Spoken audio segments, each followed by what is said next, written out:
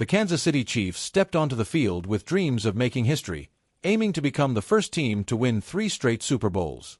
But what happened next shocked everyone. Instead of celebrating another championship, they walked away with a crushing 40-22 loss to the Philadelphia Eagles. And if anyone still believed the theory that the NFL favored Kansas City, this game was a brutal wake-up call. Patrick Mahomes had a night to forget, the officiating was questionable, and now the Chiefs' front office is already making moves to turn things around. But does their first off-season decision hint at a future without one of the team's biggest stars? Stay tuned because there's a lot happening behind the scenes. Before we dive in, don't forget to like this video and subscribe for all the latest Chiefs updates. Now, let's get into it. Many believed the NFL was scripted in favor of the Chiefs, but Super Bowl 59 just threw that theory out the window. Kansas City was expected to dominate, but instead, they were overwhelmed from start to finish. Mahomes struggled, and the Eagles controlled the game, proving they were the superior team. And if you think the refs helped Kansas City all season, think again. The officiating in this game left Chiefs fans frustrated. One controversial moment stood out, the fourth-quarter fumble by Mahomes. Eagles DT Milton Williams forced the turnover, and right after, Jalen Carter grabbed Mahomes' face mask and violently threw him down. The problem? No flag. NBC's Mike Florio called out the officiating, questioning how head referee Ron Torbert missed the call despite looking right at the play. According to the NFL rulebook, this should have been a clear penalty. Florio even suggested a real-time review system using broadcast footage to fix these kinds of mistakes. But let's be honest, that missed call didn't decide the game. The Eagles won because they were simply better. And now, Kansas City has some serious work to do if they want to bounce back next season. What do you think? Was this just an off night for the Chiefs, or does this loss signal deeper issues? Let me know in the comments. The Chiefs wasted no time reshaping their roster for the 2025 season. One of their first moves? Signing tight end Anthony Firkser to the practice squad. At first glance, this may not seem like a big deal, but with Travis Kelce entering the final stretch of his career, every tight end signing raises eyebrows. Kelce is 35 years old and still one of the best in the league, but retirement rumors are growing.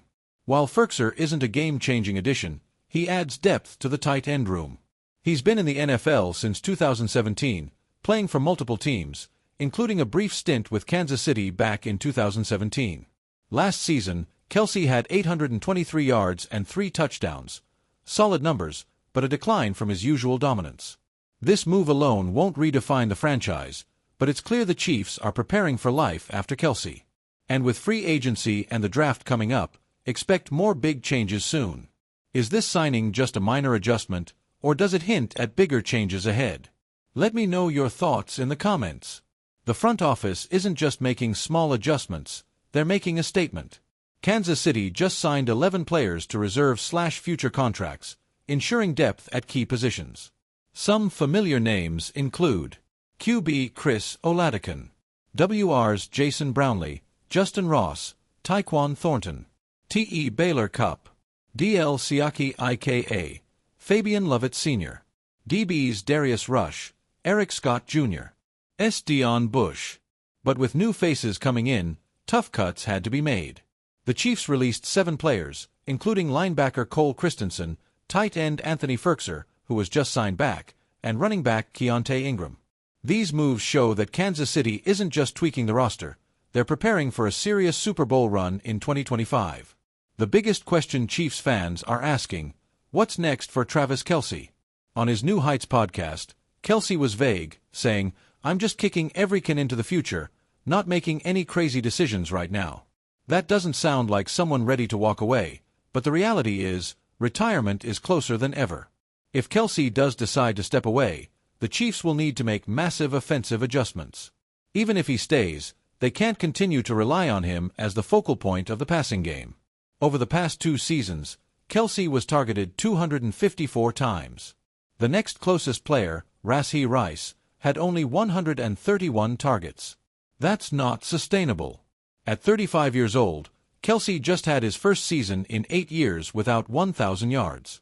The Chiefs need to evolve. One of the biggest reasons for Mahomes' struggles? A declining offensive line. His average depth of target, ADOT, has steadily dropped. 2021, ranked 24th in the NFL. 2022, ranked 23rd. 2024, ranked 41st, only ahead of Gardner Minshew and Tua Tagovailoa. The reason? A weak O-line and a lack of reliable weapons outside Kelce. Fixing this should be GM Brett Veach's top priority. Potential solutions include free agency.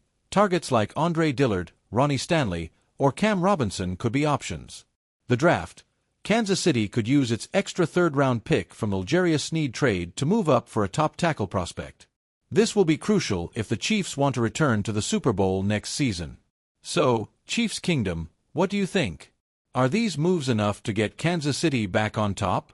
Should Kelce play another season, or is it time for a new era? Drop your thoughts in the comments. And if you believe the Chiefs will come back stronger in 2025, hit that like button and subscribe for more updates. Let's run it back next season. Thanks for watching.